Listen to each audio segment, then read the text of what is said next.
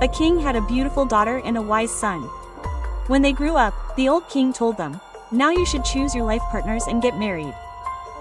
But the prince and princess flatly refused, saying they had no interest in marriage. Hearing this, the king became very angry and angrily expelled them from the palace. They were forced to travel the world. They hadn't gone far from the village when they sat down under a tree, exhausted. After a while, the princess fell asleep. While sleeping, she had a very strange dream. In the morning, she told her brother. It said that if the leaves of this tree were placed on the head of a sick person, they would immediately recover.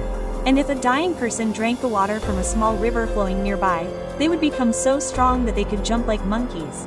The prince found this very interesting. He collected the leaves from the tree and filled a container with river water. Then the brother and sister continued on their journey. After traveling some distance, they reached a strange place. Everyone there was dressed in black. The prince asked an old woman, "What's wrong?" The old woman replied, "Our prince is very sick. No one can cure him." Quote, hearing this, the brother and sister disguised themselves as doctors and arrived at the palace. The king was overjoyed and immediately took them to his son. The princess placed the magical leaves on the ailing prince's head. Within moments, his eyes opened. As soon as he saw the princess, he was captivated by her. The princess also gave him a little magical water to drink, and his face began to glow. He was so happy that he embraced her and said, "I want to marry you." The princess, too, seemed to care for him, so he decided to stay in the kingdom. Her brother blessed her and set off alone in search of his life partner. On his way, he reached another kingdom. The king had declared that whoever could correctly describe his daughter's birthmark would marry her and become the next king. Many nobles and royal guests arrived, but no one could provide the correct answer. The prince was lost in thought. Just then, a nearby blacksmith recognized him and said, "I can help you." The blacksmith made him a large, hollow golden cow. He said, "Hide inside it. I'll sell it at the market. The princess will surely like this cow. Then, at night, when everyone is asleep, you come out and see her birthmark."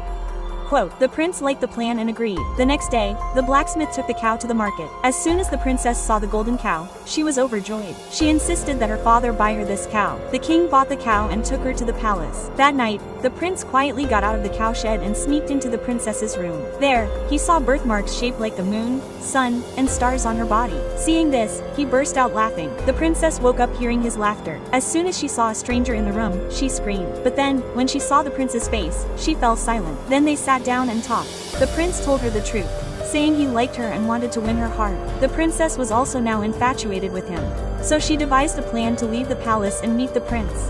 The next morning, she deliberately broke the cow's ear and said to the king, "Send it in for repair." When the cow returned repaired, the prince emerged from it.